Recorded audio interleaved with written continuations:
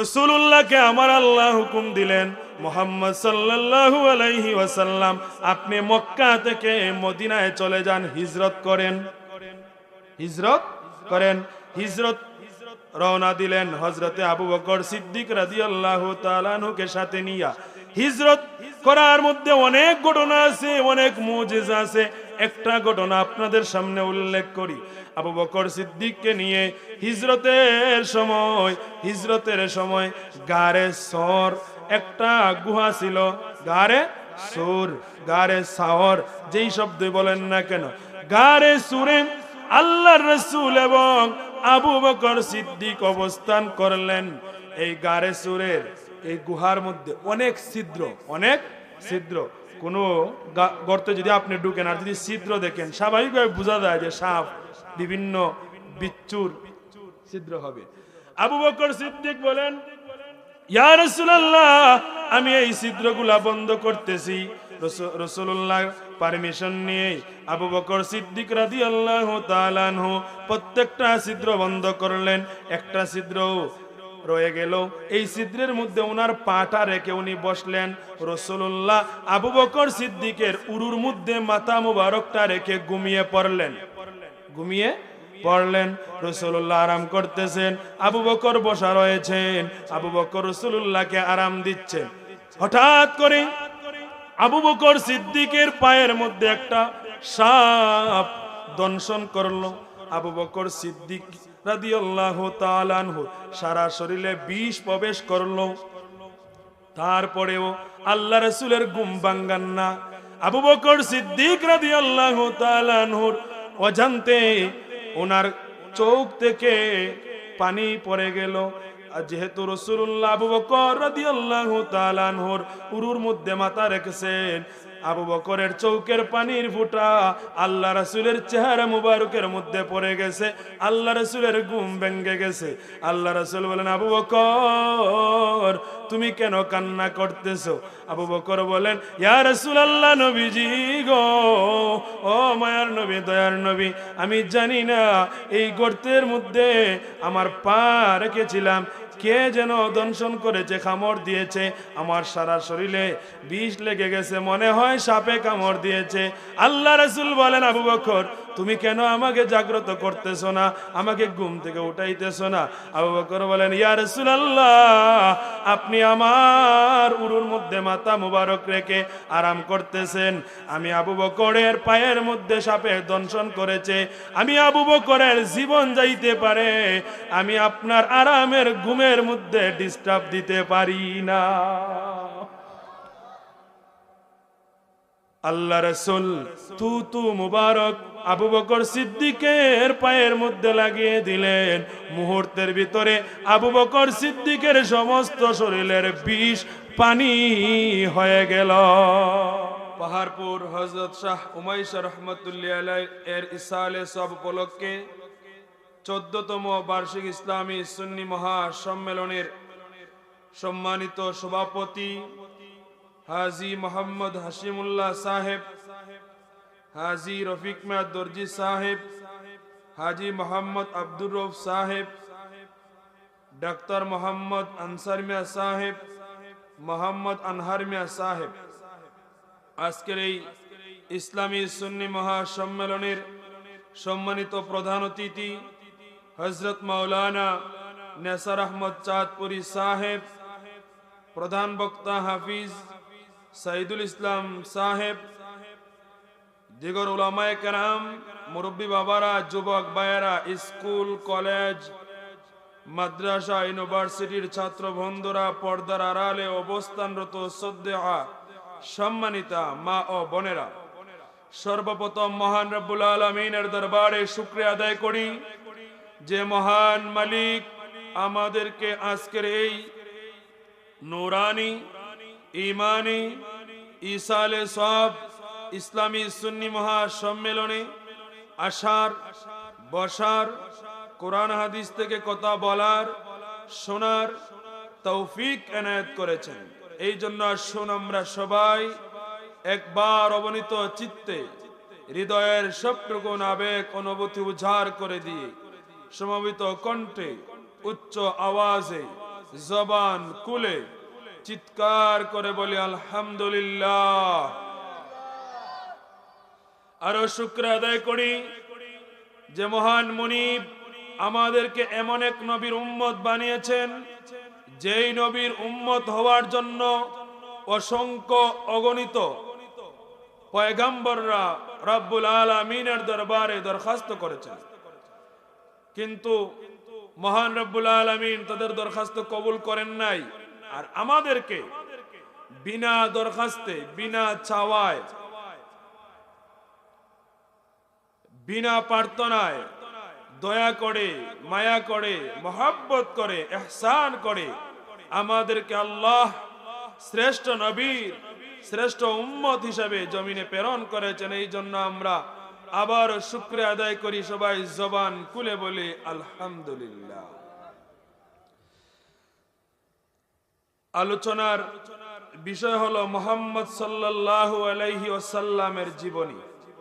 আমার মূল আলোচনায় যাওয়ার আগে ভূমিকায় দুইটি বিষয়।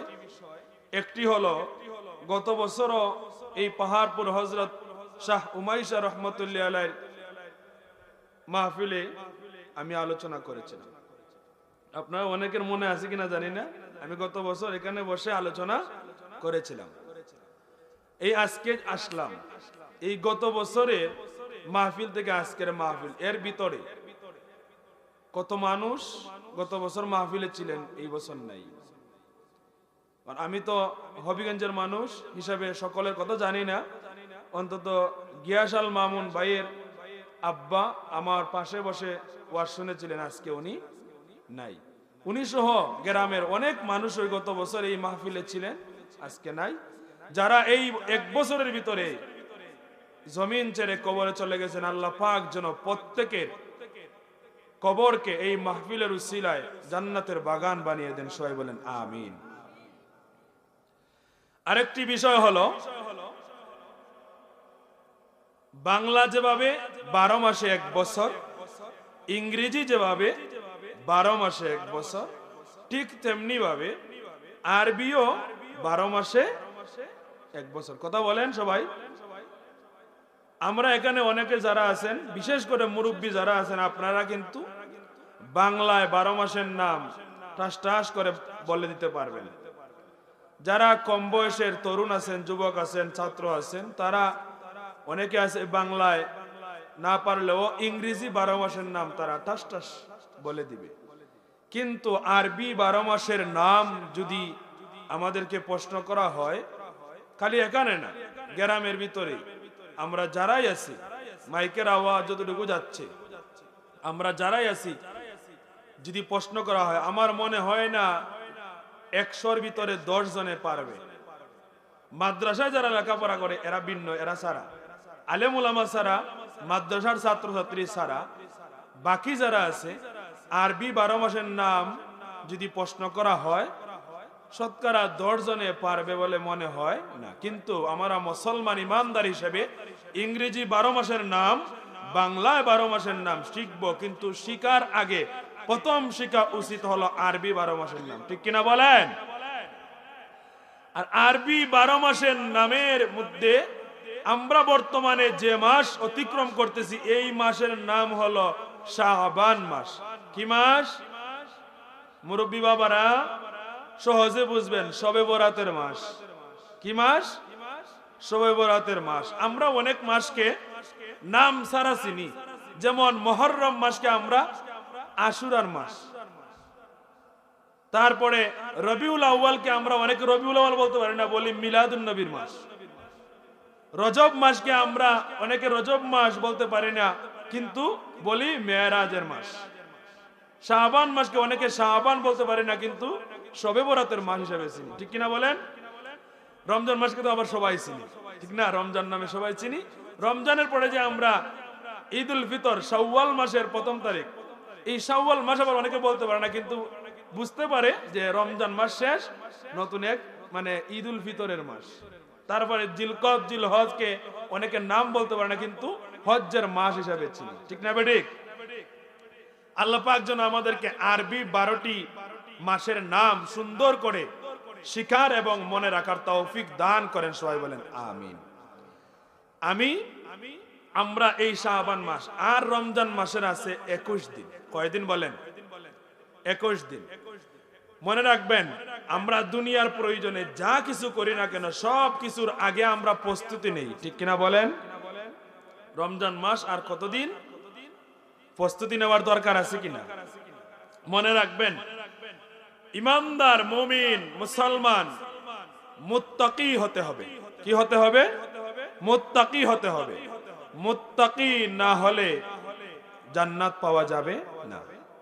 মুত্তাকি হতে হবে। মুত্তাকি কারা? মুত্তাকি হলো তারা যাদের ভিতরে আল্লাহর ভয় আছে, যাদের ভিতরে আল্লাহ রাব্বুল আলামিনের ভয় রয়েছে, ভয় আছে, তারা তাকওয়া হাসিল করলো, তাকওয়া অর্জন করলো।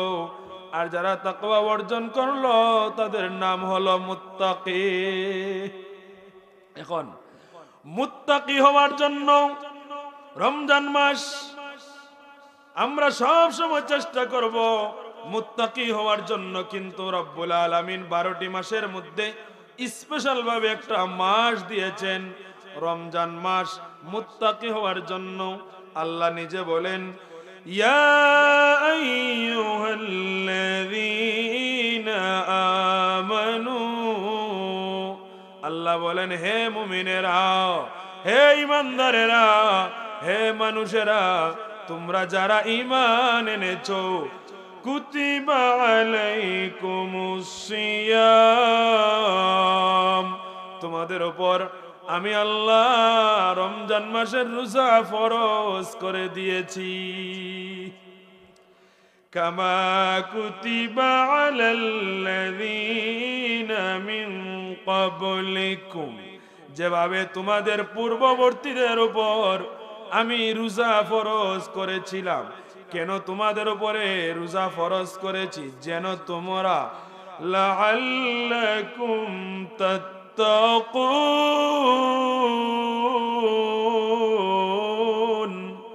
যেন তোমরা মুত্তাকি হতে পারো। এর মানে রমজান মাস আল্লাহ নিজে ঘোষণা দিয়েছেন আমরা যেন মুত্তাকি হতে পারি। এই জন্য আর মাত্র 21 দিন আছে। প্রস্তুতি নেওয়ার দরকার আছে না নাই? এখন থেকে প্রস্তুতি নিব, সব সময় মুত্তাকি হওয়ার চেষ্টা করতে হবে। যেহেতু সামনে রমজান মাস, আমরা রজব মাস আসলে, শাবান মাস আসলে রাসূলুল্লাহর শিখানো দোয়া আমরা সবাই পড়ি। প্রত্যেক মসজিদে মসজিদে নামাজের পরে 5 ওয়াক্ত ইমাম সাহেব দোয়া করেন, আল্লাহুম্মা বারিক লানা ফি রজব ওয়া শাবান ওয়া বাল্লিগনা রমাদান। এই দোয়ার অর্থ হলো, আল্লাহ হে আমাদের রব, রজব মাস এবং শাবান মাসের যত বরকত আছে আমাদের নসিব করুন, আর রমজান মাস পর্যন্ত আমাদেরকে পৌঁছিয়ে দিন। কারণ রমজান মাস হলো মুত্তাকি হওয়ার মাস। আমরা সবাই মুত্তাকি হতে চাই, সবাই মুত্তাকি হতে চাই। তাহলে এখন থেকে আর মাত্র 21 দিন আমরা রমজানের প্রস্তুতি নিব, ইনশাআল্লাহ বলেন, ইনশাআল্লাহ বলেন। আল্লাহ পাক যেন আমাদের সবাইকে রমজান মাস পর্যন্ত হায়াত বাড়িয়ে দেন এবং মুত্তাকি হিসাবে কবুল করেন, সবাই বলেন আমিন। আরেকটা বিষয় হলো, রমজান মাস আসলে আমাদের সারা বাংলাদেশে, বিশেষ করে সিলেট বিভাগে কোরআন প্রশিক্ষণ, কোরআন শিক্ষা কেন্দ্র দারুল কিরাত আছে না নাই? আপনাদের আশেপাশে আপনাদের এলাকায় দারুল কিরাত আছে না নাই? দারুল কিরাত মানে কোরআনের শিক্ষা, কোরআন সহি শুদ্ধভাবে শিক্ষা করা। মনে রাখবেন, কোরআন যদি সহি শুদ্ধ না হয় তাহলে নামাজ হবে না। কোরআন যদি, সূরা যদি, তেলাওয়াত যদি, কেরাত যদি সহি শুদ্ধ না হয় নামাজ হয় না।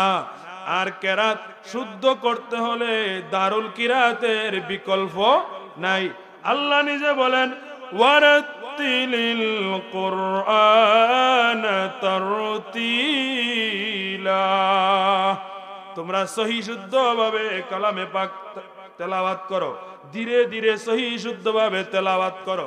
এখন রমজান মাস আমরা স্কুলে পড়াই, মাদ্রাসায় পড়াই, কলেজে পড়াই ছেলে মেয়েদেরকে, ছোট বাচ্চাদেরকে মনে রাখবেন 12টি মাস আপনি 11 মাস স্কুলে পড়ান, কলেজে পড়ান, মাদ্রাসায় পাঠ্যসূচি পড়ান, কোনো অসুবিধা নাই। রমজান মাস 1 মাসের জন্য আপনি অন্য বাকি দুনিয়ার যা পড়া আছে লেখা আছে সব বন্ধ করে দিবেন। রমজান মাস একটি মাস আল্লাহর কালামে পাক, আল্লাহর কোরআন, আল্লাহর কালাম কোরআনুল কারীম শিক্ষা গ্রহণ করার জন্য দারুল কিরাতে ছেলে মেয়েদেরকে ভর্তি করিয়ে দিবেন ইনশাআল্লাহ। বলেন সবাই। রমজান মাসে স্কুল কলেজ সব পড়ালেখা বন্ধ করে দিবেন, 1 মাস দারুল কিরাতে ছেলে মেয়েদেরকে ভর্তি করাবেন। পারবেন তো ইনশাআল্লাহ?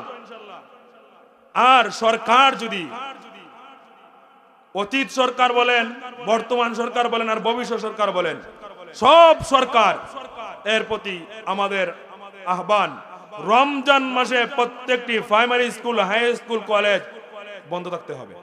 ঠিক কিনা বলেন? কারণ অনেক সময় আছে দেখা যায় primary school, high school Ramzan মাসে 10 দিন 15 দিন খোলা থাকে। এই 10 দিন 15 দিনের জন্য ছাত্ররা দারুল কিরাতে ভর্তি হয় না। অনেক এলাকা আছে না নাই? সুতরাং সরকারকে রমজান মাসে primary school, high school, college সব প্রতিষ্ঠান বন্ধ করতে হবে। ঠিক কিনা বলেন? আর অতীত সরকার বন্ধ দিছে রমজান মাসে, বন্ধ অনেক সময় বন্ধ দিয়েছে, অনেক সময় বন্ধ না দিলেও পরে আন্দোলনের মুখে, সমালোচনার মুখে তারা বন্ধ দিতে বাধ্য হয়েছে। বর্তমান সরকার আগামী ফেব্রুয়ারির 12 তারিখ নির্বাচন, নতুন সরকার চলে আসবে। 18 তারিখ দিবাগত রাত সম্ভবত তারাবি পড়তে হবে। এর মানে 19শে ফেব্রুয়ারি রমজান রোজা শুরু। সুতরাং এই সরকার বলেন আর সামনে 12 তারিখের পরে যেই সরকার বলেন, রমজান মাসে primary school, high school, college শিক্ষা প্রতিষ্ঠান বন্ধ রাখতে হবে। রমজান মাস 1 মাস কোরআনের মাস, কোরআন শিক্ষা করার ছেলে মেয়েদেরকে সুযোগ করে দিতে হবে। ঠিক কিনা বলেন? আর অভিভাবকদের প্রতি আহ্বান হলো, যদিও সরকার সমালোচনার মুখে পড়েও যদি বন্ধ না দেয়, প্রত্যেক অভিভাবক যদি 1 মাসের জন্য স্কুল কলেজ যদি বন্ধ করে দেয়, যে আমার ছেলে মেয়েকে, আমার বাচ্চাদেরকে আমি 1 মাস অন্য শিক্ষা দিব না, কোরআন শিক্ষা দিব, সরকারের বাবারও ক্ষমতা নাই আপনারা কিছু করার। ঠিক কিনা বলেন? সুতরাং আমি যদি, আপনি যদি এই ব্যবস্থা নিয়ে নেই, সরকার খোলা থাকলেও বন্ধ, বন্ধ রাখলেও বন্ধ। ঠিক কিনা বলেন? সুতরাং রমজান মাস একটি মাস ছেলে মেয়েদেরকে, ছোট বাচ্চাদেরকে কোরআন সহি শুদ্ধভাবে শিক্ষার কেন্দ্র দারুল কিরাত মজিদিয়া ফুলতলি ট্রাস্টে ভর্তি করে দিবেন। শুধু দারুল কিরাত মজিদিয়া ফুলতলি ট্রাস্টে শুধু ছোট বাচ্চাদেরকে না, যদি মুরব্বী কেউ কোরআন সহি শুদ্ধ পড়তে চায়, প্রত্যেকটা সেন্টারে সেন্টারে বড় সাহেবের নির্দেশ ক্রমে মুরব্বী জামাত রাখা হয়। মুরব্বীরাও এখানে ভর্তি হয়ে কুরআনুল কারীমের অন্তত নামাজের সূরাগুলা সহি শুদ্ধভাবে তেলাওয়াত করার সুযোগ আছে, শিক্ষা নেওয়ার সুযোগ আছে।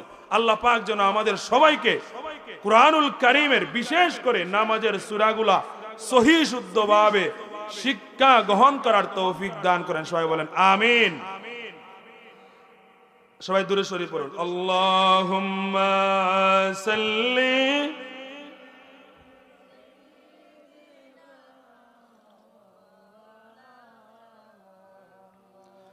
ওয়া আলা আলি সাইয়্যিদিনা।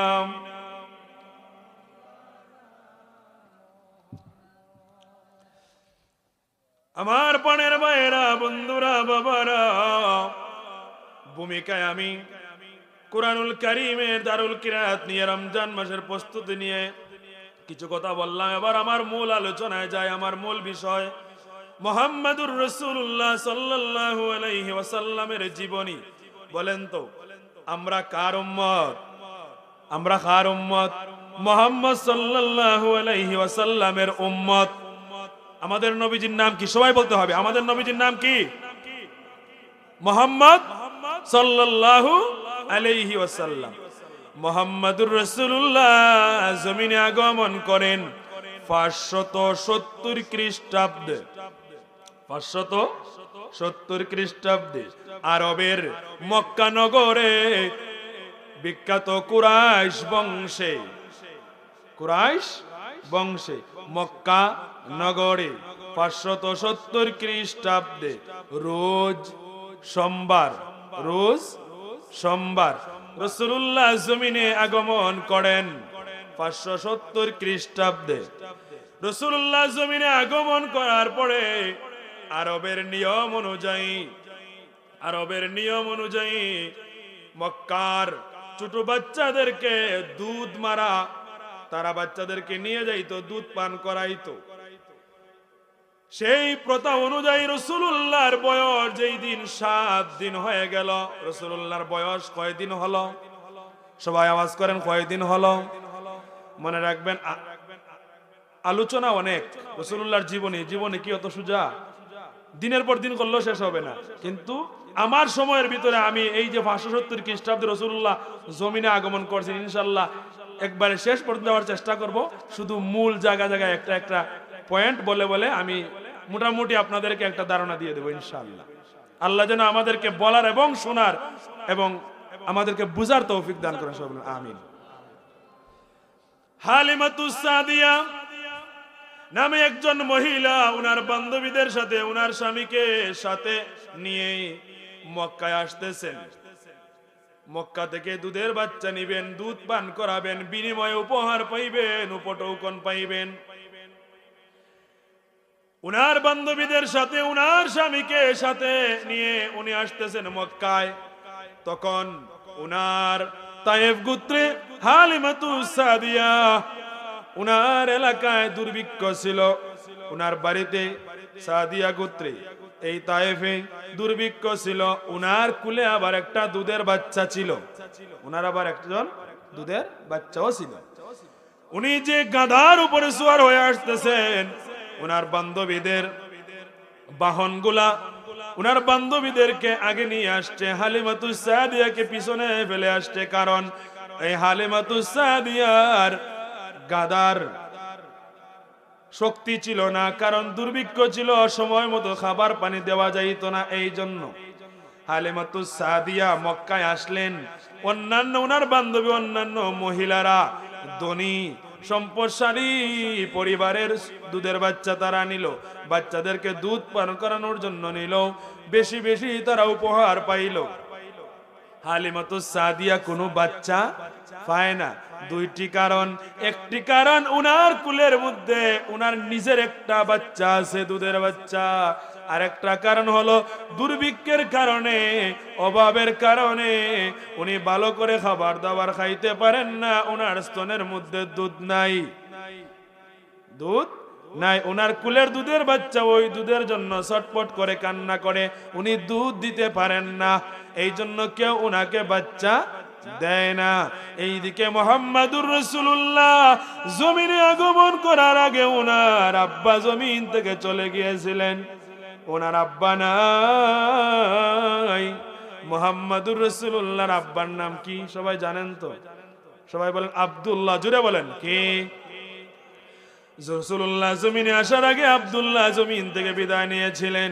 রাসূলুল্লাহ এতিম, যেহেতু বাবা নাই, এই বাচ্চাকে নিলেও উপহার বেশি পাওয়া যাবে না। এই জন্য মুহাম্মাদুর রাসূলুল্লাহকে কেউ নেয় না। এইদিকে হালিমাতুস সাদিয়াকে কেউ বাচ্চা দেয় না।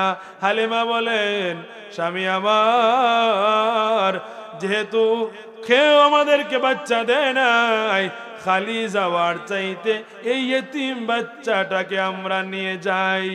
স্বামী বলল ঠিক আছে। হালিমাতুস সাদিয়া আল্লাহ রাসূলের দাদা আব্দুল মুত্তালিবের কাছ থেকে মুহাম্মাদুর রাসূলুল্লাহকে নিলেন, দুধ পান করাইবেন।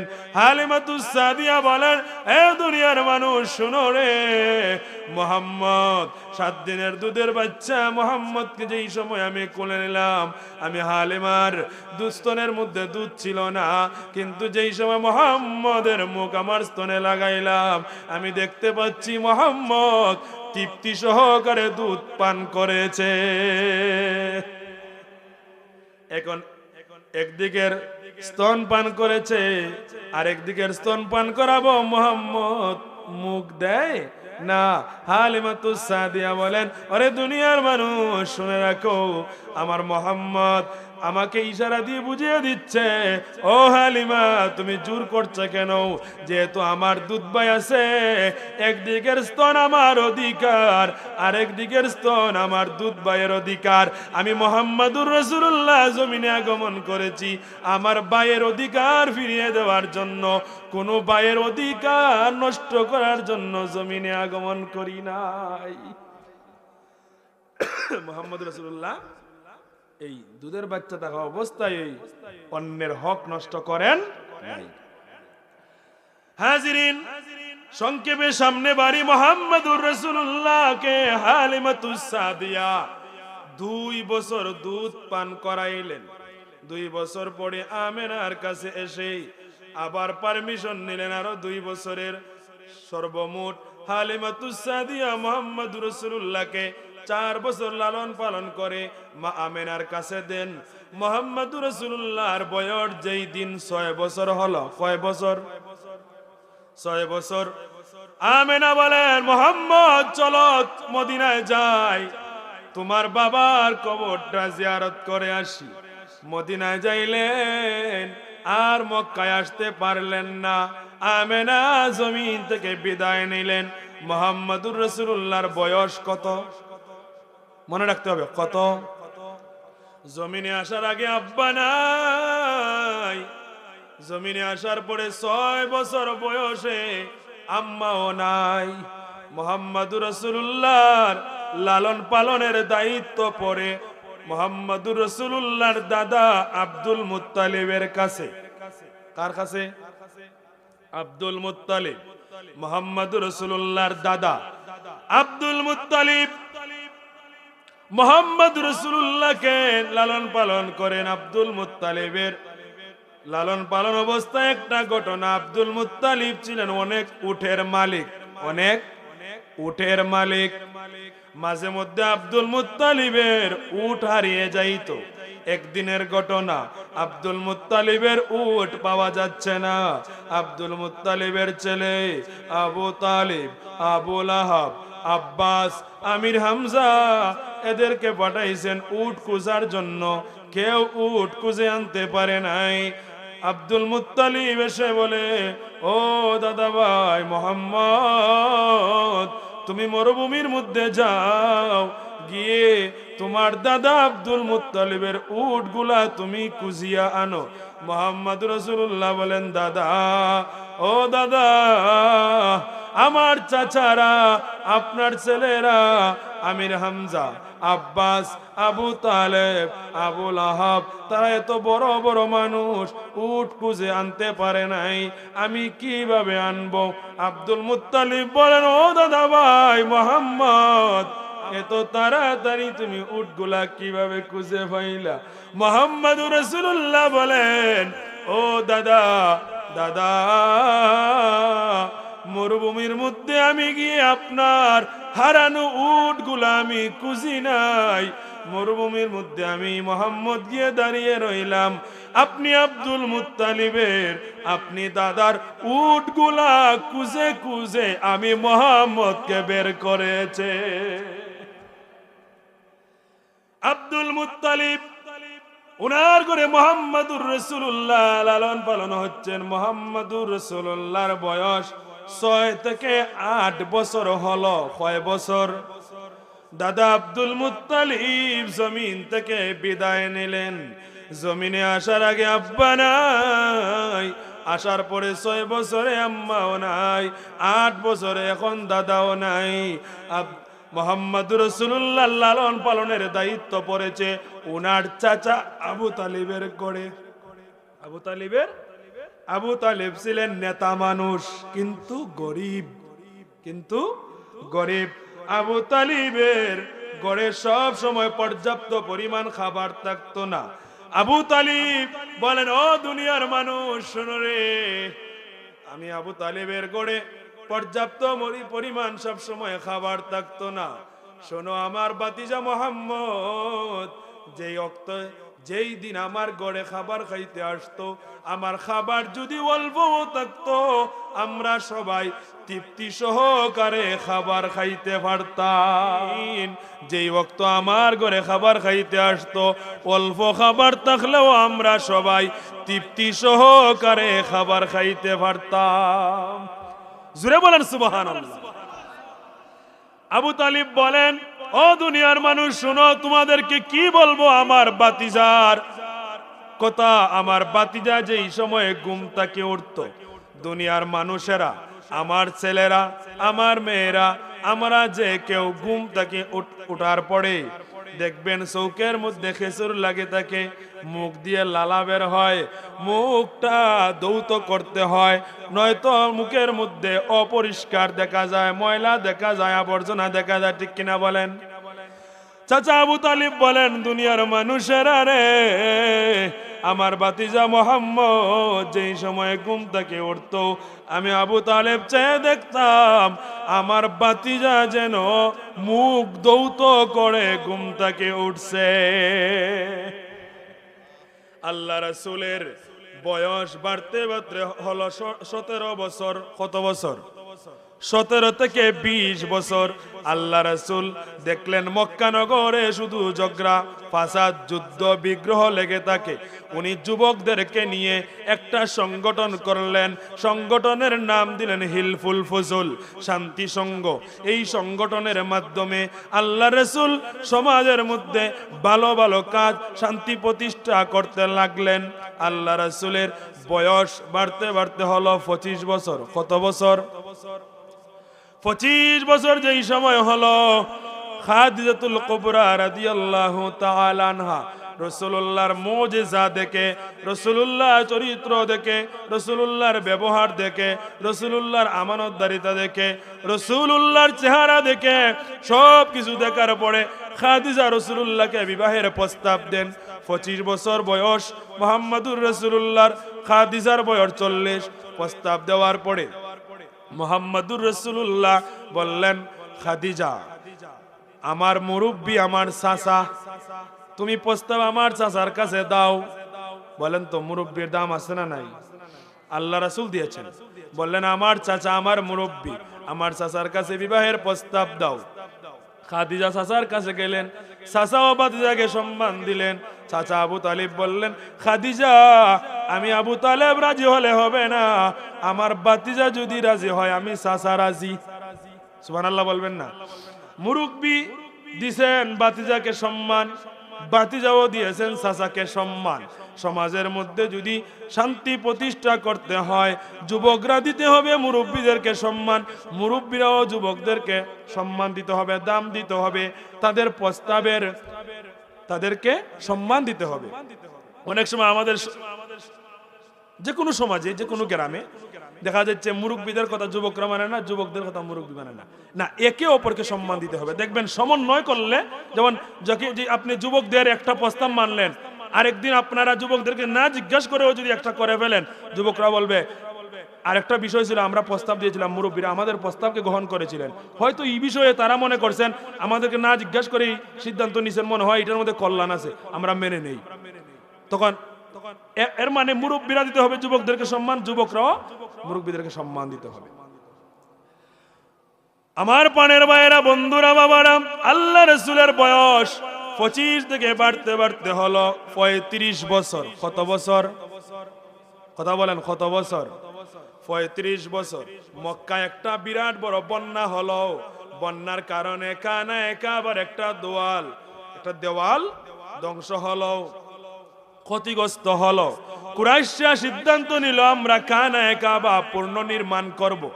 কুরাইশরা যত লিডার আছে সবাই মিলে পরামর্শ করে কানায় কাবা পুনর্নির্মাণ করলেন। পুনর্নির্মাণ করার পরে হাজরে আসওয়াদ নামে একটা পাথর আছে, হাজরে আসওয়াদ নামে একটা পাথর আছে, এটা সম্মানী পাথর। হাদিস শরীফে আসছে হাজরে আসওয়াদ শব্দের অর্থ কালো পাথর, কিন্তু এই পাথরটা হলো জান্নাতি পাথর। সুবহানাল্লাহ বলেন।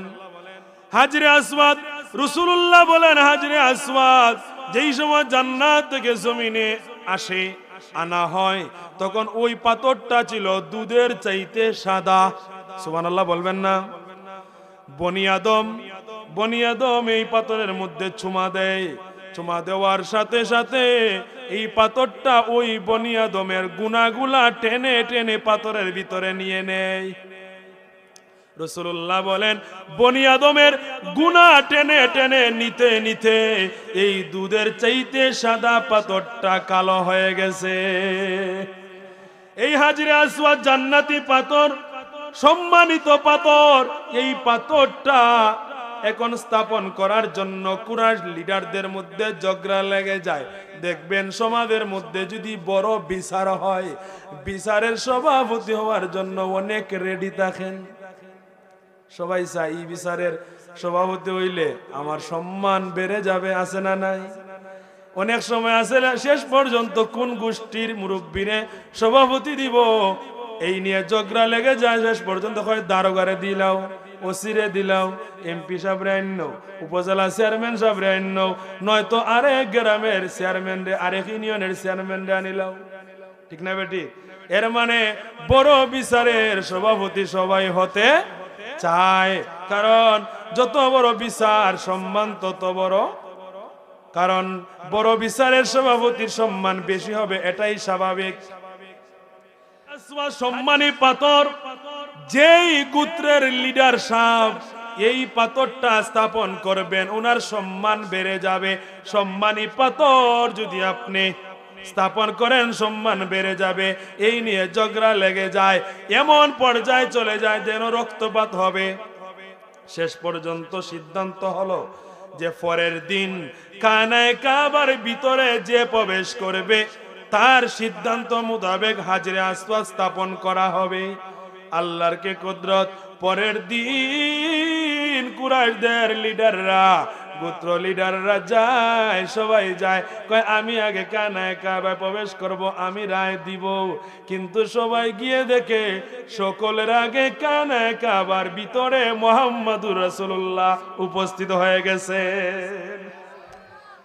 সবাই কয় মুহাম্মদ যেহেতু আল আমিন বিশ্বাসী, মুহাম্মদের চলাফেরায় কথাবার্তা আজকে পর্যন্ত কোনো ত্রুটি ভুল আমরা দেখি নাই।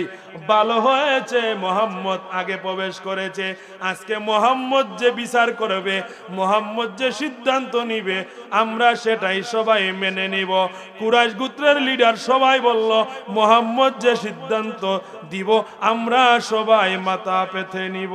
সুবহানাল্লাহ বলেন। মুহাম্মদুর রাসূলুল্লাহ পৃথিবীর শ্রেষ্ঠ বিচারক, ঠিক কিনা বলেন? পৃথিবীর শ্রেষ্ঠ ন্যায় বিচারকে যদি আপনি লিস্ট করেন, প্রথম নম্বরে মুহাম্মদুর রাসূলুল্লাহর নাম লিখতে হবে। মুহাম্মদুর রাসূলুল্লাহ বললেন, হে কুরাইশদের লিডাররা, বড় একটা চাদর আনো। মুহাম্মদুর রাসূলুল্লাহকে তারা বড় একটা চাদর দিল, বড় চাদর রাখলেন, বললেন পাথরটা এবার এই চাদরের মধ্যখানে রাখো। রাখা হলো। বললেন সব লিডার, সব গোত্র প্রধান সবাই চাদরের মধ্যে ধরো। সুবহানাল্লাহ বলেন। সবাই সকল লিডাররা চাদরের মধ্যে ধরলেন। ধরে ধরে পাথরটা, হাজরে আসওয়াদটা কানায় কাবার দেওয়ালের মধ্যে স্থাপন করলেন মুহাম্মদুর রাসূলুল্লাহ নিজ হাতে। সবাই খুশি হয়ে গেল, কারণ হাজরে আসওয়াদ স্থাপনের মধ্যে সব লিডাররা শরীক হয়ে গেল। সুতরাং বোঝা যায় মুহাম্মদুর রাসূলুল্লাহ হলেন পৃথিবীর শ্রেষ্ঠ ন্যায় বিচারক। মুহাম্মদুর রাসূলুল্লাহর বয়স হলো 40। কত বছর? 40 বছর পরে জিবরিলকে আল্লাহ পাঠিয়ে দিলেন, কোরআন নাজিল হয়ে গেল। কোরআন নাজিল আলাকের 5টা আয়াত নাজিল হলো। মুহাম্মদুর রাসূলুল্লাহর 63 বছরের জিন্দেগির মধ্যে প্রথম 40 বছর শেষ হলো। শেষ 23 বছরকে 2 ভাগে ভাগ করা যায়। মক্কি জীবন 13 বছর, মাদানী জীবন 10 বছর। মক্কার জীবনে রাসূলুল্লাহ 13 বছর ছিলেন।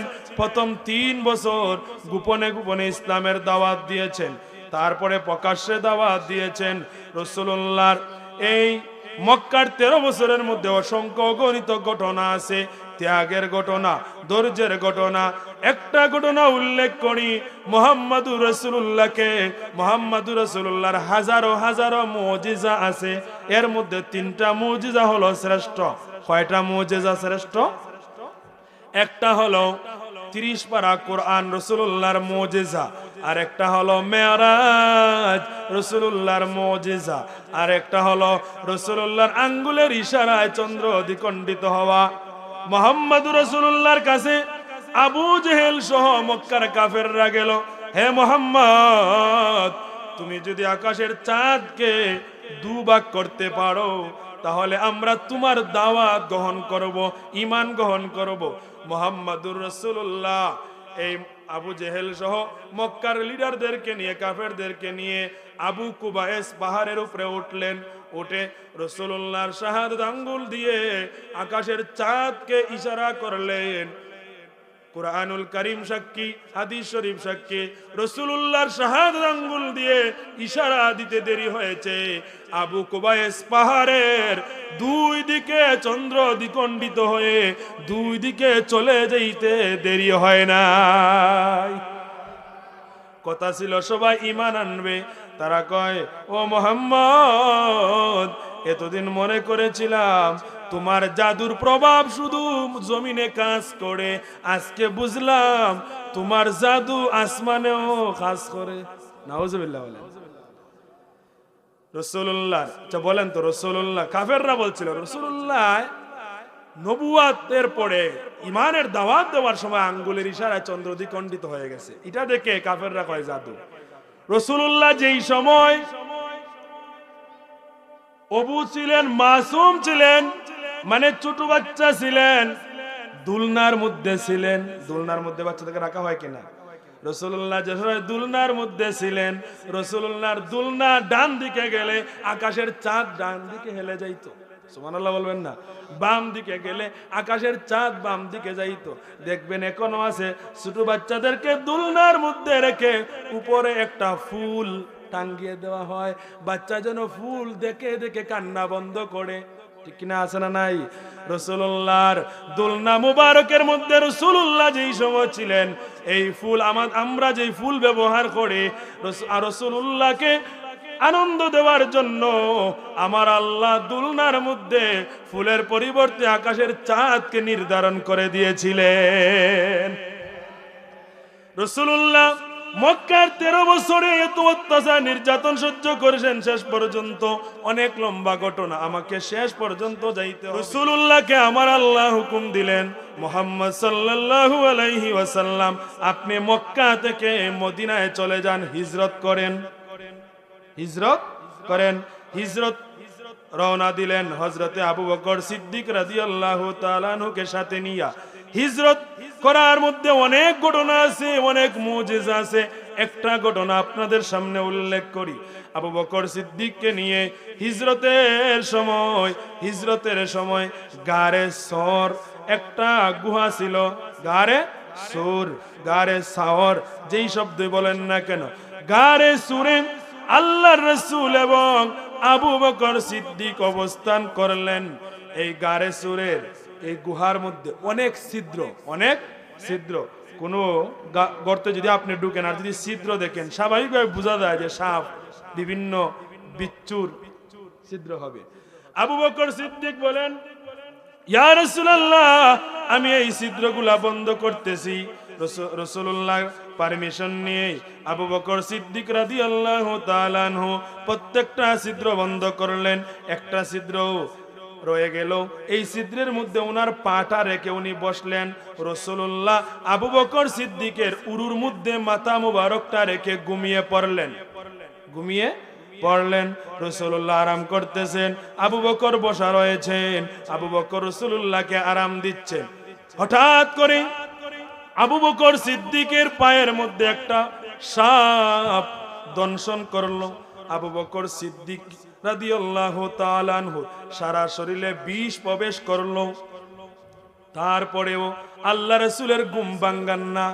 আবু বকর সিদ্দিক রাদিয়াল্লাহু তাআলা আনহুর অজান্তে ওনার চোখ থেকে পানি পড়ে গেল। যেহেতু রাসূলুল্লাহ আবু বকর রাদিয়াল্লাহু তাআলা আনহুর উরুর মধ্যে মাথা রেখেছেন, আবু বকরের চোখের পানির ফোঁটা আল্লাহ রাসূলের চেহারা মুবারকের মধ্যে পড়ে গেছে। আল্লাহ রাসূলের ঘুম ভেঙে গেছে। আল্লাহ রাসূল বলেন, আবু বকর তুমি কেন কান্না করতেছো? আবু বকর বলেন, ইয়া রাসূলুল্লাহ, নবীজি গো, ও মায়ার নবী, দয়ার নবী, আমি জানি না এই গর্তের মধ্যে আমার পা রেখেছিলাম, কে যেন দংশন করেছে, কামড় দিয়েছে, আমার সারা শরীরে বিষ লেগে গেছে, মনে হয় সাপে কামড় দিয়েছে। আল্লাহ রাসূল বলেন, আবু বকর, তুমি কেন আমাকে জাগ্রত করতেছো না, আমাকে ঘুম থেকে উঠাইতেছো না? আবু বকর বলেন, ইয়া রাসূলুল্লাহ, আপনি আমার উরুর মধ্যে মাথা মুবারক রেখে আরাম করতেছেন, আমি আবু বকরের পায়ের মধ্যে সাপে দংশন করেছে, আমি আবু বকরের জীবন যাইতে পারে, আমি আপনার আরামের ঘুমের মধ্যে ডিস্টার্ব দিতে পারি না। আল্লাহ রাসূল থুতু মুবারক আবু বকর সিদ্দিকের পায়ের মধ্যে লাগিয়ে দিলেন। মুহূর্তের ভিতরে আবু বকর সিদ্দিকের সমস্ত শরীরের বিষ পানি হয়ে গেল। হিজরত হয়ে গেল, মক্কার 13 বছর শেষ, মদিনার জীবনে গিয়ে রাসূলুল্লাহ শুরু হলো মদিনার জীবন দ্বিতীয় হিজরিতে। হিজরি মানে হিজরত করার প্রথম, যে হিজরত প্রথম বছর, দ্বিতীয় বছর, ওই দ্বিতীয় হিজরিতে বদর যুদ্ধ অনুষ্ঠিত হয়। তৃতীয় হিজরিতে উহুদের যুদ্ধ অনুষ্ঠিত হয়। বদর যুদ্ধে, এক একটা যুদ্ধের ঘটনা বললে তো অনেক সময় চলে যাবে। উহুদের যুদ্ধের একটা ঘটনা বলি। উহুদ যুদ্ধে আল্লাহর রাসূলের একজন সাহাবী, যার নাম হযরত কাতাদা রাদিয়াল্লাহু তাআলা আনহু, কাফেরদের সাথে যুদ্ধ করতে করতে ওনার চোখের মধ্যে আঘাত লাগলো। আঘাত লাগার পরে চোখটা বের হয়ে গেছে, কিন্তু খুলে পড়ে নাই। যুদ্ধ করতে কষ্ট হচ্ছে। কাতাদা রাদিয়াল্লাহু তাআলা আনহু নিজের চোখটা উনি এই চামড়া কেটে উনার চোখটা উনার কাছে রেখে দিলেন। যুদ্ধ করতেছেন, যুদ্ধ করতে করতে ক্লান্ত হয়ে গেলেন, দৌড়ে চলে গেলেন আল্লাহ রাসূলের কাছে। ইয়া রাসূলুল্লাহ, নবীজি গো, ও মায়ার নবী, দয়ার নবী, আমি কাতাদার একটা চোখ পড়ে গেছে, আমি আর আপনার পক্ষে, আল্লাহর পক্ষে, ইসলামের পক্ষে আর যুদ্ধ করতে পারতেছি না, আমার অসহ্য লাগতেছে। আল্লাহ রাসূল বলেন, কাতাদা, তুমি জান্নাত চাও না তোমার চক্ষু চাও? কাতাদা বলেন, ইয়া রাসূলুল্লাহ, আমি জান্নাত চাই না, আমি চাই আমার চক্ষুটা যেন ভালো হয়ে যায়। সুবহানাল্লাহ বলেন। আল্লাহ রাসূল বলেন, কাতাদা, দুনিয়ার মানুষ জান্নাতের পাগল, তুমি কেন হয়ে গেলা চৌকের পাগল? কাতাদা বলেন, ইয়া রাসূলুল্লাহ, নবীজি গো, ও মায়ার নবী, দয়ার নবী, আমার চক্ষু না থাকার কারণে আমি আল্লাহর জন্য, আপনার জন্য, ইসলামের জন্য যুদ্ধ করতে পারতেছি না। আমার জান্নাত দরকার নাই, আমার চক্ষুটা যদি ভালো হয়ে যায়, আমি ইসলামের জন্য, দ্বীনের জন্য, আল্লাহর জন্য, রাসূলুল্লাহর জন্য আমি যদি যুদ্ধ করে শহীদ হতে পারি, জান্নাত চাওয়া লাগবে না, আল্লাহ খুশি হইয়া আমাকে জান্নাত দিয়ে দিবেন। রাসূলুল্লাহ বলেন, কাতাদা, তোমার চোখটা আমার হাতে দাও। রাসূলুল্লাহ চোখটা হাত মুবারক দিয়ে কাতাদার চোখের জায়গায় লাগিয়ে দিলেন। মুহূর্তের ভিতরে কাতাদার আগের ভালো চোখের চাইতে এই চোখটা আরো সুন্দর হয়ে যায়। রাসূলুল্লাহর মদিনার জিন্দেগিতে 6 বছর শেষ হলো। কয় বছর? ষষ্ঠ হিজরি। ষষ্ঠ হিজরিতে মুহাম্মাদুর রাসূলুল্লাহ একদিন রাত্রে বেলা স্বপ্নে দেখলেন, সবাই দুরূদ শরীফ পড়ুন, আল্লাহুম্মা সাল্লি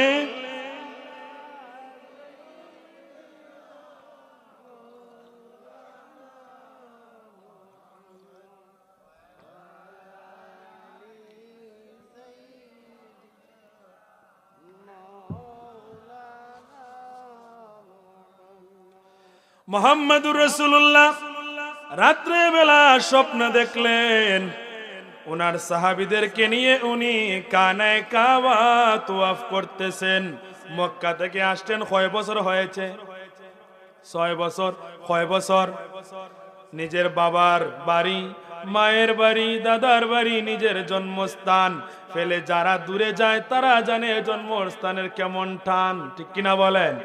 মুহাম্মাদুর রাসূলুল্লাহর 6 বছর হয়ে গেছে, কানায় কাবা একদিনের জন্য তাওয়াফ করতে পারেন নাই। রাত্রেবেলা স্বপ্নে দেখলেন যে কানায় কাবা তাওয়াফ করতেছেন।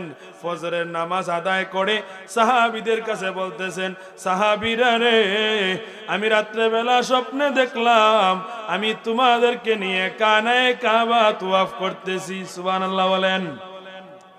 সঙ্গে সঙ্গে আবেগে আপ্লুত হয়ে সাহাবায়ে কেরাম কান্না করে দিলেন। একটা হলো দুঃখের কান্না, আর একটা হলো আনন্দের কান্না, ঠিক কিনা বলেন? ছেলে মারা গেছে, মা বাবার চোখে পানি এসে যায়, এটা হলো দুঃখে।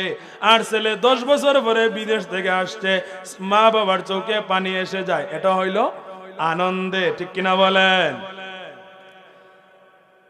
আনন্দে সাহাবায়ে কেরামের চোখের পানি বের হয়ে গেল, সবাই আবেগে আপ্লুত হয়ে গেলেন। মুহাম্মাদুর রাসূলুল্লাহ 1400 সাহাবীদেরকে নিয়ে রওনা দিলেন মক্কার দিকে। কানায় কাবা তাওয়াফ করবেন। কানায় কাবা তাওয়াফ করার জন্য মক্কার দিকে রওনা দিলেন। রওনা দেওয়ার পরে মক্কার সীমানার ভিতরে প্রবেশ করার আগে কাফেররা দূত পাঠিয়ে মুহাম্মাদুর রাসূলুল্লাহকে বাধা দিল যে মুহাম্মদ ইবনে আব্দুল্লাহ, তুমি সাহাবীদেরকে নিয়ে মক্কার সীমানায় প্রবেশ করবে না। যদি প্রবেশ করো তাহলে কাফেররা যুদ্ধ করবে। মুহাম্মাদুর রাসূলুল্লাহ তো যুদ্ধের জন্য যান নাই, গিয়েছেন উমরা করার জন্য, তাওয়াফ করার জন্য, ঠিক কিনা বলেন? তাবু টাঙ্গাইলেন। যেই জায়গায় তাবু টাঙ্গাইলেন সাহাবায়ে কেরামদেরকে নিয়ে, এই জায়গাটার নাম হলো হুদাইবিয়া। কি? হুদাইবিয়া। এই জায়গায় তাবু টাঙ্গাইলেন আর চিন্তা করলেন কি করা যায়, পরামর্শ করলেন। আবু বকর সিদ্দিক রাদিয়াল্লাহু তাআলা আনহু পরামর্শ দিলেন, উসমানকে পাঠিয়ে দেন, উসমান তাদের কাছে যাবে। উসমান রাদিয়াল্লাহু তাআলা আনহুকে পাঠানো হলো। উসমান রাদিয়াল্লাহু তাআলা আনহু মক্কায় গেলেন, গিয়ে বললেন, এ কাফেররা, মুহাম্মাদুর রাসূলুল্লাহ সহ আমরা এসেছি যুদ্ধ করার জন্য নয়, তোমাদের সাথে ঝগড়া করার জন্য নয়, আমরা এসেছি উমরা করার জন্য, কানায় কাবা তাওয়াফ করার জন্য। কাফেররা কয়, উসমান, তুমি যেহেতু এসেছো তুমি তাওয়াফ করো, মুসলমান সহ মুহাম্মদকে উমরা করতে দেওয়া হবে না, তাওয়াফ করতে দেওয়া হবে না। বলেন নাউজুবিল্লাহ। তুমি তাওয়াফ করো। উসমান রাদিয়াল্লাহু তাআলা আনহু বলেন, হে কাফেররা, তোমরা কি মনে করেছো মুহাম্মাদুর রাসূলুল্লাহর সাথে এসেছি আর মুহাম্মাদুর রাসূলুল্লাহকে রেখে আমি উসমান তাওয়াফ করব? কখনো সম্ভব নয়। কাফেররা কয়, এই আমরা বাহিনী কইরে উসমানরে গ্রেফতার করো। তারা উসমানরে গ্রেফতার করবে। উসমানরে গ্রেফতার করে বন্দী করলো। বন্দী করার পরে তারপরে গুজববাজ একদল মানুষ আছে, সব সময় গুজব ছড়ায়, মিথ্যা ছড়ায়, ঠিক না বেটি? কেউ মারা যাওয়ার আগে ছড়ায় মারা গেছে, আছে না নাই? ফেসবুকে ফাইলেই বেদুম ফুস শুরু হয়। একজন মানুষ হাসপাতাল মারা যাওয়ার আগে ওই হাজার হাজার লাখ লাখ ফেসবুকে পোস্ট করেন মারা গেছে। পরে দেখা যায় এই ব্যক্তি লাইভ হইতে হয় যে আমি মারা যাই নাই, আমি জীবিত আছি। এই গজব শুরু হয়েছে কিনা? গুজব ছড়ায়। গুজব রটানো হলো যে উসমানকে হত্যা করা হয়েছে। নাউজুবিল্লাহ বলেন। মুহাম্মাদুর রাসূলুল্লাহ পাঠাইলেন উসমানকে তাদেরকে বলার জন্য যে আমরা যুদ্ধ করার জন্য আসি নাই, আমরা এসেছি তাওয়াফ করার জন্য, উমরা করার জন্য। এখন শুনলেন কি? উসমানকে তারা হত্যা করেছে। মুহাম্মাদুর রাসূলুল্লাহ রাগান্বিত হয়ে গেলেন। উনি বললেন, ও সাহাবায়ে কেরাম, রাসূলুল্লাহর সাথে 1400 সাহাবী, কয় শত? রাসূলুল্লাহ হাত দিলেন। রাসূলুল্লাহ হাত মুবারক বাড়িয়ে দিলেন, বললেন, তোমরা কারা আছো? আমি মুহাম্মাদুর রাসূলুল্লাহর হাতের মধ্যে হাত রেখে শপথ করবা, বায়াত গ্রহণ করবা, আমরা উসমান হত্যার প্রতিশোধ না নিয়ে মদিনায় ফিরে যাব না। 1400 সাহাবী আল্লাহ রাসূলের হাত মুবারকের মধ্যে হাত রাখলেন। সুবহানাল্লাহ বলবেন না? শেষে রাসূলুল্লাহ আরেকটা হাত দিলেন। রাসূলুল্লাহ আরেকটা হাত দিলেন কেন? আল্লাহ রাসূল বলেন, যদিও আমরা শুনেছি উসমানকে হত্যা করা হয়েছে, উসমানের প্রতিশোধ নেওয়ার জন্য, উসমান হত্যার প্রতিশোধ নেওয়ার জন্য আমরা শপথ করতেছি, আমাদের ওই শপথটাকে আল্লাহ কবুল করে নিয়েছেন। সুতরাং যেহেতু 100% আমরা শিওর হতে পারি নাই উসমান মারা গেছে, এই জন্য আমি রাসূলুল্লাহর আরেকটা হাত, যেহেতু এই শপথটা আল্লাহ কবুল করে নিয়েছেন, এই জন্য আমি চাই না আমার উসমান এখান থেকে বঞ্চিত হোক। উসমানের জন্য আমি রাসূলুল্লাহর আরেকটা হাত দিয়ে দিলাম। আল্লাহ এই শপথ কবুল করেছিলেন। আল্লাহ বললেন, লাকাদ রাদিয়াল্লাহু আনিল মুমিনিনা ইয ইউবাইউনাকা তাহতাশ শাজারা ফাআলিমা মা ফি কুলুবিহিম ফাআনজালাস সাকিনাতা আলাইহিম وأثابهم فتحا قريبا। আল্লাহ বলেন, লাকাদ অবশ্যই, রাদিয়াল্লাহ আমি আল্লাহ সন্তুষ্ট হয়েছি, আনিল মুমিনিনা ওই যে মুমিনরা, ইয যখন ইউবাইউনাকা তারা শপথ গ্রহণ করেছিল, রাসূলুল্লাহর হাত মুবারকের মধ্যে হাত রেখে শপথ করেছিল, আর ওই জায়গায় ছিল তাহতা শাজারা একটা গাছ, গাছের নিচে শপথ করা হয়েছিল। আল্লাহ বলেন, অবশ্যই আমি আল্লাহ সন্তুষ্ট হয়েছি ওই সমস্ত মুমিনদের উপর যারা শপথ গ্রহণ করেছিল, বাইয়াত গ্রহণ করেছিল আমার হাবিবের হাত মুবারকের মধ্যে হাত রেখে গাছের নিচে। ফালিমা মা ফি কুলুবিহিম, তাদের অন্তরে ছিল উসমানের জন্য মহব্বত, উসমান হত্যার প্রতিশোধ নেওয়ার জন্য। সুতরাং তাদের অন্তরে কি বিরাজ করতেছে আমি আল্লাহ জানি। ফানজালা সাকিনাতা আলাইহিম, আমি আল্লাহ ওই শপথের পরে তাদের অন্তরের মধ্যে সাকিনা নাজিল করেছি, মানে প্রশান্তি নাজিল করেছি। শুধু তাই নয়, আল্লাহ বলেন, ওয়া আসাবাহুম ফাতুহান কারিবা, আর আমি আল্লাহ তাদেরকে সামনে সুসংবাদ দিচ্ছি বিজয়ের। সুবহানাল্লাহ বলেন। এখন ওই শপথের খবর গেল মক্কায়, শপথের খবর গেছে মক্কায়। মক্কায় যাওয়ার পরে মক্কার কাফেররা কয়, মুহাম্মদ সাল্লাল্লাহু আলাইহি ওয়াসাল্লাম 1400 সাহাবী নিয়ে শপথ করেছে উসমান হত্যার প্রতিশোধ নেওয়ার জন্য, এখন তো আমাদের কোনো উপায় নাই। তাড়াতাড়ি তারা মানুষ পাঠায় আর গিয়ে বলে যে আমরা উসমানকে হত্যা করি নাই, এই নেন উসমানকে আমরা সুস্থ অবস্থায় ফেরত দিলাম। সুবহানাল্লাহ বলবেন না? শুধু তাই নয়, তারা একজন মুরব্বী পাঠাইলো, একজন মুরব্বী, সালিশ, আমাদের গ্রামে সালিশ পাঠাই না আমরা, সালিশ পাঠাইলো। এই সালিশের নাম ছিল সুহাইল ইবনে আমর। সুহাইল ইবনে আমর মুরব্বী মানুষ, উনাকে পাঠাইলো মুহাম্মদুর রাসূলুল্লাহর কাছে। মুহাম্মদুর রাসূলুল্লাহর কাছে পাঠাইয়া মুরব্বী সাহেব মুহাম্মদুর রাসূলুল্লাহকে প্রস্তাব দিলেন, আমরা যেহেতু উসমানকে হত্যা করি নাই, সুতরাং আপনারা আর আমাদের সাথে যুদ্ধ করার প্রয়োজন নাই, আসুন আমরা একটা সমঝোতা করি, সন্ধি করি। কি করি? সন্ধি মানে চুক্তিনামা করি। যা বলেন তো, এখানে যেই সময় মুহাম্মদুর রাসূলুল্লাহ সাহাবাদেরকে নিয়ে শপথ করেছিলেন, ভয় পেয়েছে কাফেররা, ঠিক না বেঠিক? ভয় পেয়ে উসমানকে ফেরত দিছে আর বলছে আমরা হত্যা করি নাই, আর এখন আসেন আমরা সমঝোতা করি, চুক্তি করি, ঠিক আছে না? এখন সাধারণত এখন কাফেররা মানসিকভাবে পরাজয় বরণ করছে, ঠিক না বেঠিক? কিন্তু এখন চুক্তিনামা মুহাম্মদুর রাসূলুল্লাহ রাজি। সুহাইল ইবনে আমর কাফেরদের পক্ষ থেকে, মক্কার পক্ষ থেকে চুক্তিনামা লেখা হবে। লেখক হলেন আল্লাহ রাসূলের সাহাবী হযরতে আলী রাদিয়াল্লাহু তাআলা আনহু। আলী রাদিয়াল্লাহু তাআলা আনহু লিখলেন, আল্লাহ রাসূল বলেন লেখো, বিসমিল্লাহির রহমানির রহিম। ইবনে আমর বলে, আমরা তো রহমান চিনি না, রহিম চিনি না, সুতরাং রহমান রহিম কেটে দাও, আপনি লেখেন বিসমিকা আল্লাহুম্মা, শুধু আল্লাহর নামে, রহমান রহিম আমরা মানি না। আল্লাহ রাসূল বললেন, আলী রহমান রহিম কেটে দাও। আলী বলেন, ইয়া রাসূলুল্লাহ, রহমান আল্লাহর নাম, রহিম আল্লাহর নাম, আমি কিভাবে কাটি? আল্লাহ রাসূল নিজে কেটে দিলেন।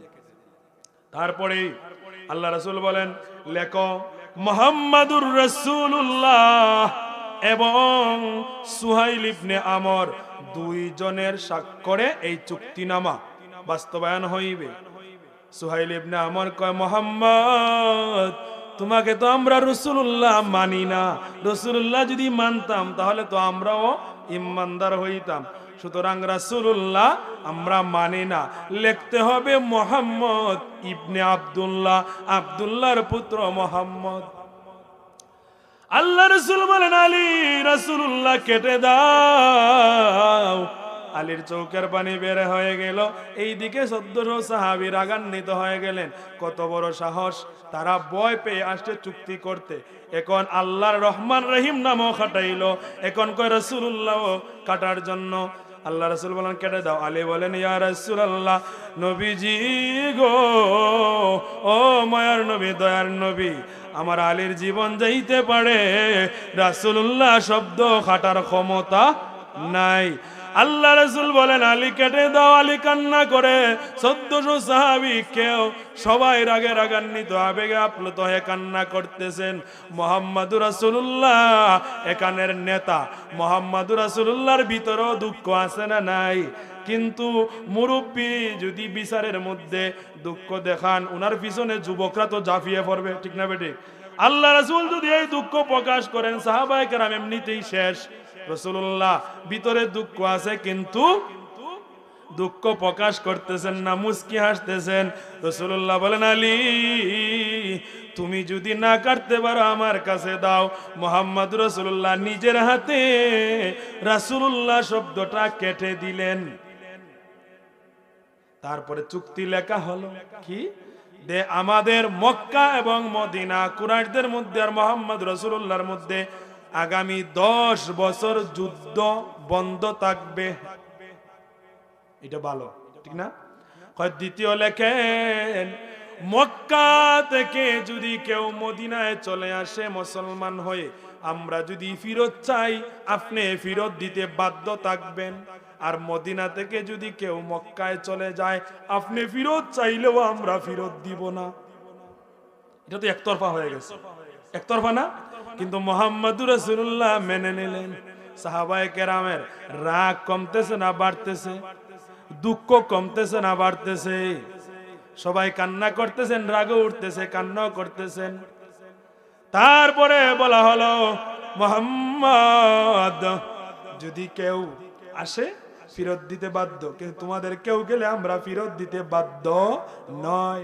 ও মুহাম্মদ, পরের স্টেপ হলো, এই বছর আর তোমরা উমরা করতে পারবে? যা বয় আইলো তারা চুক্তি করতে, এখন এই বছর আর উমরা করতে পারবে না, তোয়াফ করতে পারবে না, ফিরত যাও। আমরা হইলে কি করতাম? বয় পাইছো তোমরা, এই বছর আইসলাম 5 দিনের লাগে, এখন 15 দিন থাকবো, দেখবো তোমরা কি করতে পারো, ঠিক না বেটি? মুহাম্মাদুর রাসূলুল্লাহ বলেন, ঠিক আছে। সাহাবায়ে কেরামদের দুঃখ কমতেছে না বাড়তেছে? কয় আগামী বছর আসবা, তবে মাত্র 3 দিনের জন্য আসবা। রাসূলুল্লাহ সব কিছু মেনে নিলেন। সব শর্ত মোতাবেক দেখা যায় মুসলমানরা পরাজয় বরণ করছে, ঠিক না? মুহাম্মাদুর রাসূলুল্লাহ শর্তগুলা মেনে স্বাক্ষর করার পরে যেই সময়ে চলে আসবেন, ওই মুহূর্তে সুহাইল ইবনে আমর, কাফেরদের পক্ষ থেকে যিনি মুরব্বী চুক্তি করেছেন, স্বাক্ষর করেছেন, উনার ছেলে আবু জান্দাল, উনি মক্কায় আগেই মুসলমান, সুবহানাল্লাহ বলেন, উনি চলে আসতেন। মুহাম্মদ সাল্লাল্লাহু আলাইহি ওয়াসাল্লামের কাছে আসলেন, উনার পায়ে হাতে শিকল দি বাঁধা, উনি বান থেকে চলে আসতেন। তারা বন্দী করে রেখেছিল উনাকে। ইয়া রাসূলুল্লাহ, নবীজি গো, আমাকে আপনার সাথে নেন, কাফেররা আমার উপর অত্যাচার করে। আল্লাহ রাসূল নীরব, কথা বলেন না। সুহাইল ইবনে আমর বলে, ও মুহাম্মদ, এর নাম আবু জান্দাল, এ আমার ছেলে, এ কালেমা পড়ে মুসলমান হয়ে গেছে, চুক্তি অনুসারে তাকে ফিরত দিতে বাধ্য। আল্লাহ রাসূল বলেন, আবু জান্দাল রে, এই মাত্র চুক্তি করলাম, চুক্তি অনুযায়ী তোমাকে আমার সাথে মদিনায় নিতে পারবো না, তুমি মক্কায় তোমার বাবার সাথে চলে যাও। আবু জান্দাল বলে, ইয়া রাসূলুল্লাহ, নবী গো, এখন যদি আমাকে ফেরত দেন তারা আমার উপরে অত্যাচার আরো বাড়িয়ে দিবে। আল্লাহ রাসূল বলেন, আবু জান্দাল রে, ধৈর্য ধারণ করো, অবশ্যই আল্লাহ তোমার জন্য উত্তম ফয়সালার ব্যবস্থা রেখেছেন। রাসূলুল্লাহ মদিনায় চলে যাচ্ছেন, সাহাবায়ে কেরাম কান্না করতেছেন। এই একদিকে 6 বছর পরে আনন্দের সাথে আসছিলেন, উমরা করবেন, তোয়াফ করবেন, এটাও গেল বাতিল, উমরা করতে পারলেন না। আর একদিকে অনেক চুক্তি হলো, মক্কা থেকে মুসলমান আসলে ফেরত দিতে হবে, আর আমরা গেলে ফেরত দিবে না, সব তারার পক্ষে চলে গেল। আগামী বছর আসবো মাত্র 3 দিনের জন্য, সাথে আবার বেশি অস্ত্র আনতে পারবো না, খালি জীবন রক্ষা করার জন্য একটা তলোয়ার আনতে পারবো। রাসূলুল্লাহ মদিনার দিকে যাচ্ছেন, হঠাৎ করে আরেকজন মুসলমান হযরতে আবু বশির রাদিয়াল্লাহু তাআলা আনহু মক্কা থেকে চলে আসছেন। ইয়া রাসূলুল্লাহ, আমাকে সাথে নেন মদিনায়।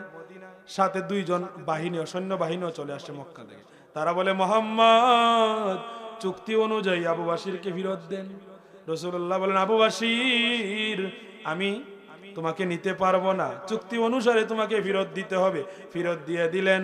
আবু বশির কি করলেন, মক্কা এবং মদিনার সীমানা বের হয়ে মক্কার সীমানার আগে অথবা মক্কার সীমানার ভিতরে গিয়ে, এই 2 জনের কাছে তলোয়ার ছিল, এরা 2 জন রেস্ট নিতেছে, একজনের কাছে উনি কিছু কথা বলে কৌশল করে একজনের তলোয়ারটা হাতে নিয়ে উনি এই 2 জনের মধ্যে, 2 সৈন্যের মধ্যে এক সৈন্যকে উনি বিদায় করে দিয়েছেন, কল্লা কেটে মেরে ফেলছেন, হত্যা করে ফেলছেন। হত্যা করে উনি দৌড় মেরে আবার রাসূলুল্লাহর কাছে আসছেন, আর ওই সৈন্য রাসূলুল্লাহর কাছে আসছে, এসে বলে, মুহাম্মদ, তোমার এই সাহাবী আমার একজন ভাইকে মেরে ফেলেছে। তখন আল্লাহ রাসূল বলেন, আবু বশির, এমনি তুমি মদিনায় আমাদের সাথে থাকার কোনো সুযোগ নাই, এখন তুমি আরেকজনকে আরো হত্যা করছো, এখন তো উপায় নাই। তখন আবু বশির বলেন, হত্যা করছে কিন্তু মদিনার ভিতরে, মদিনার সীমানার ভিতরে না, তাদের সীমানার ভিতরে। সৈন্যবাহিনী অস্বীকার করলো। রাসূলুল্লাহ বলেন, ঠিক আছে, কিন্তু তোমাকে মদিনায় রাখা যাবে না, তুমি তোমার ব্যবস্থা করো। আবু বশির কি করলেন, মক্কায় গেলেন না, মদিনায়ও থাকতে পারলেন না, উনি চলে গেলেন মক্কা থেকে সিরিয়ায় ব্যবসা করার যে রাস্তাটা, এই উপকূলীয় এলাকায় চলে গেলেন। যাওয়ার পরে এইদিকে মক্কার আবু জান্দাল এবং অন্যান্য যারা গোপনে মুসলমান হয়েছিলেন সবাই ওই আবু বশিরের কাফেলায় যোগ দিলেন। এখন মক্কা থেকে সিরিয়া যায় ব্যবসার জন্য কুরাইশরা, পথের মধ্যে তারা এই আবু বশির রাদিয়াল্লাহু তাআলা আনহুর কাফেলা 70 জনের মতন মুসলমান, তারা আক্রমণ করে সব মাল রেখে তারা জীবনযাপন করতেছে। এখন মক্কার কুরাইশদের ব্যবসা বাণিজ্যের অবস্থা খারাপ। পরে তারা শেষ পর্যন্ত খবর দিল, মুহাম্মদ, তোমার আবু বশির সহ সবাইকে মদিনায় নিয়ে নাও, পারমিশন দিয়ে দিলাম। সুবহানাল্লাহ বলেন। আমার পানের ভাইয়েরা, বন্ধুরা, আল্লাহর রাসূল 1400 সাহাবীকে নিয়ে মদিনায় গেলেন। সবাই কান্না করতেছেন, দুঃখে উমরা করতে পারলাম না, তোয়াফ করতে পারলাম না, আগামী বছর তোয়াফ করতে হবে। বলেন তো, সাহাবায়ে কেরামের ভিতরে দুঃখ, মুহাম্মদুর রাসূলুল্লাহর ভিতরে দুঃখ আছে না নাই? মুহাম্মদুর রাসূলুল্লাহর ভিতরে দুঃখ আছে, কিন্তু প্রকাশ করতেছেন না। সাহাবায়ে কেরাম সবচেয়ে বড় দুঃখ পেয়েছেন যে রাসূলুল্লাহ শব্দটা দেখাচ্ছে। আল্লাহ রাসূল মদিনায় গেলেন, সাহাবায়ে কেরামদেরকে নিয়ে, 1400 সাহাবীদেরকে নিয়ে মদিনায় গেলেন। আল্লাহ আয়াত নাজিল করলেন, ইন্না ফাতাহনা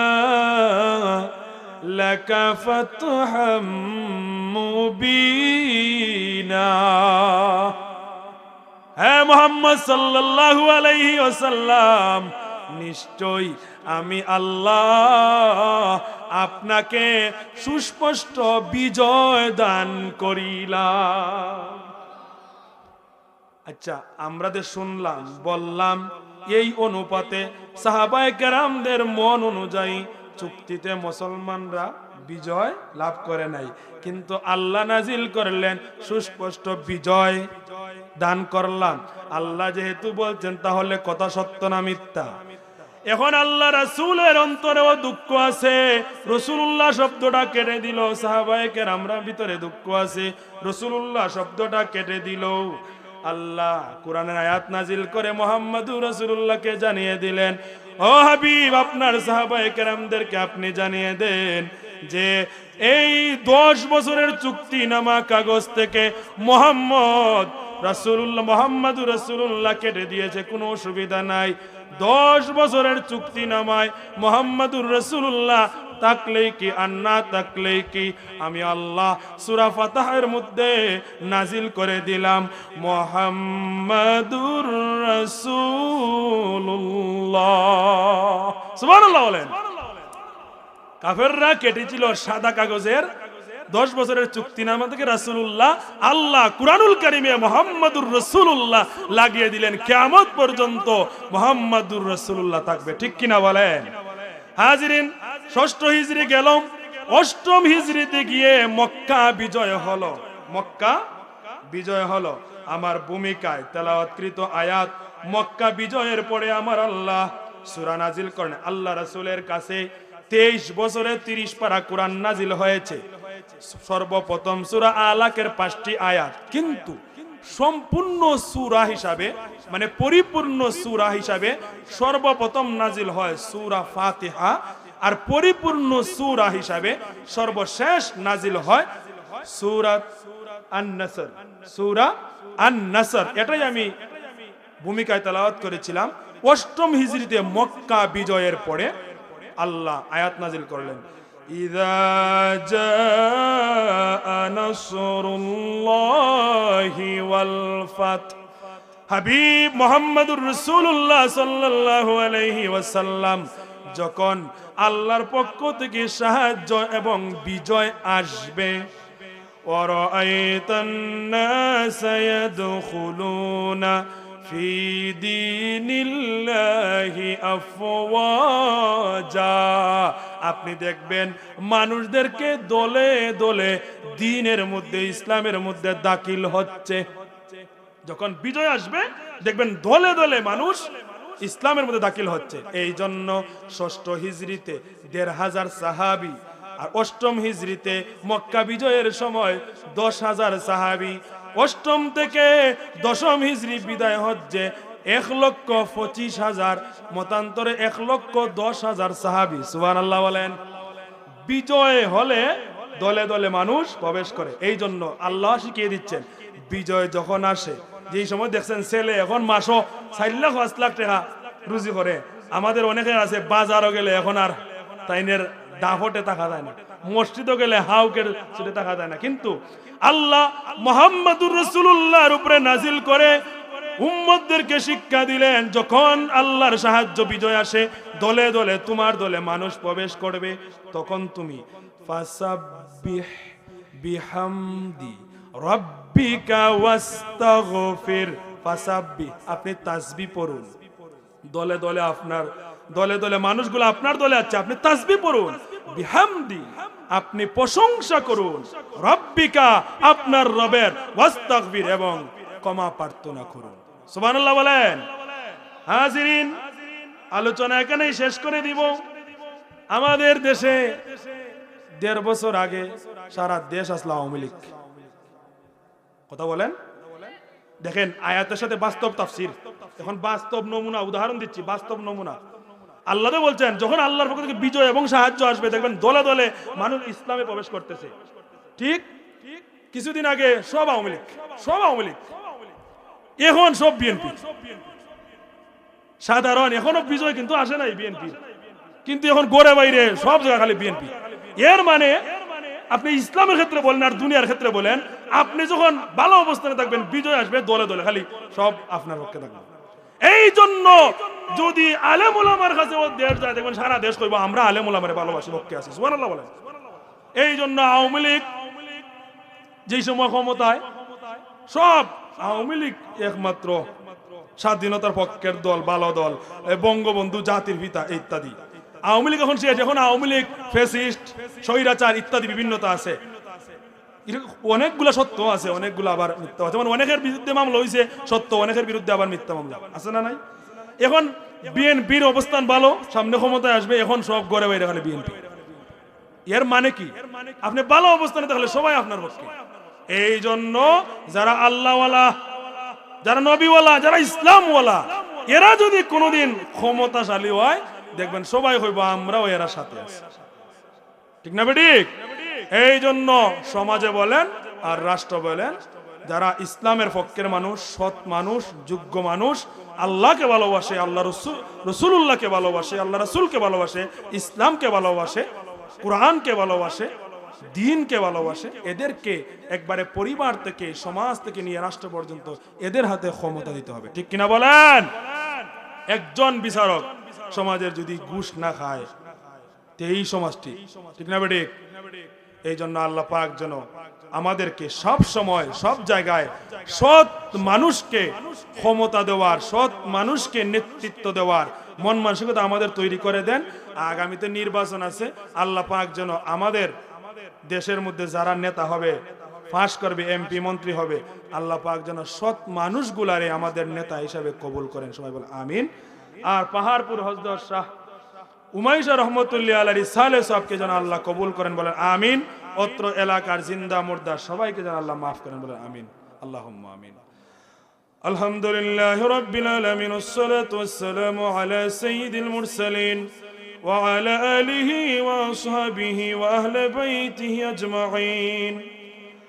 আল্লাহ আজকের মাহফিলে কবুল ফরমাও। আল্লাহ এই গ্রামের জিন্দা মুর্দা সবাইরে মাফ করে দাও। আল্লাহ আমাদের পক্ষ থেকে লক্ষ কোটি সালাত আর সালাম সোনার মদিনায় নূর নবীজির কদম মুবারকে পৌঁছাই দাও। আল্লাহ হযরত শাহ উমাইশা রহমাতুল্লাহ আলাইহির দরজারে বুলন্দ করে দাও। এই মাহফিলের সব আল্লাহ তোমার ওলি রূহুর মধ্যে তুমি কবুল করে নাও। আল্লাহ অত্র এলাকার জিন্দা মুর্দা সবাইরে মাফ করে দাও। খাস করি মাওলা, তোমার যে বান্দা গত বছর আমার কাছে বসে ওয়াজ শুনেছিলেন, গিয়াসল মামুন ভাইয়ের আব্বা, তোমার বান্দারে তুমি মাফ করে দাও। আল্লাহ তোমার বান্দা সহ এই গ্রামের যত মানুষ গত বছর মাহফিলে ছিলেন, এই বছর নাই, আল্লাহ যারা চলে গেছেন প্রত্যেকের কবর গুলারে জান্নাতের বাগান বানাই দাও। আল্লাহ এই মুহূর্তে আমরা যারা হাত বাড়াইলাম প্রত্যেকের নেক হায়াত বাড়াই দেও, পাঁচ ওয়াক্ত নামাজি ওয়ালা বানাই দেও, দিনদার পরহেজগার মুত্তাকি বানাই দেও। আল্লাহ আমরা জীবনে একবার তোমার বাড়ি, তোমার হাবিবের বাড়ির মেহমান হিসেবে কবুল ফরমাও। আল্লাহ শেষ পড়িয়া যেদিন মরণ দিবাই, ইমানের সাথে, কালেমার সাথে, শাহাদতের মরণ দিও। আল্লাহ মরণের সময় দয়াল নবীজির চেহারা মুবারক দেখাইয়া দেখাইয়া আমাদের জবানে পড়াই দিও মধুর কালেমা লা ইলাহা ইল্লাল্লাহু মুহাম্মাদুর রাসূলুল্লাহ।